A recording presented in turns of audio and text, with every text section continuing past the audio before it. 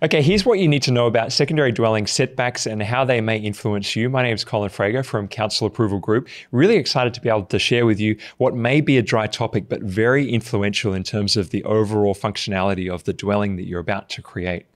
So if you're thinking of building a secondary dwelling, it's really important to get the right advice first. And hopefully this illustrates that.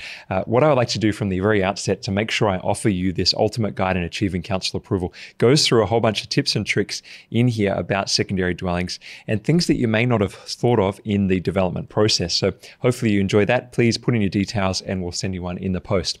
Okay, so just going across here to my notepad, I want to show you something which has been a personal impact to my wife and I because we've done these ourselves, as well as some of the things that we've experienced from our clients. So what are the setbacks? Now, the setbacks can be defined obviously in terms of the front setback. So imagine this is the street, you've got the side setback, how far from the boundary can you build?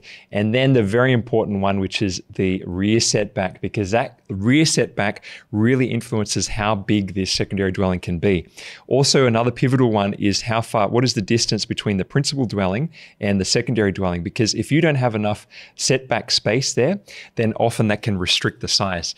And here we go, here's the advanced tip is if you attach the secondary dwelling rather than having it detached, it may give you more space. What do I mean?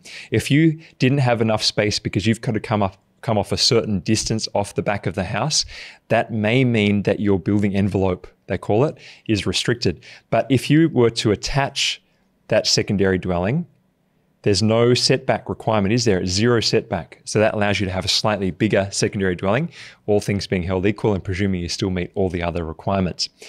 Also, it's important to keep in mind when you are considering setbacks for secondary dwellings is that it depends on, one, the zoning. It depends on, two, how large your property is. If you have a larger property, it's greater setbacks, and different zonings have different setbacks. So really important that you don't get this wrong, because if you make one tiny mistake, you might think, yeah, I understand this, Colin, I don't need to go into detail. But if you miss this, it could be the difference of hundreds of thousands of dollars worth of rental value over the life of this project. And I really want you to get this right. If you slow down, take a step back, make sure you book in, grab a copy of your council approval magazine, and also you book in for a consultation with one of our team. This really will help to explore this. It may not answer the detailed questions on the exact setbacks, but what it will do is help to develop some parameters around the project that you're trying to create, and then draw out from that a clear next step for you so that you can move forward with confidence and know that you're not going to waste money.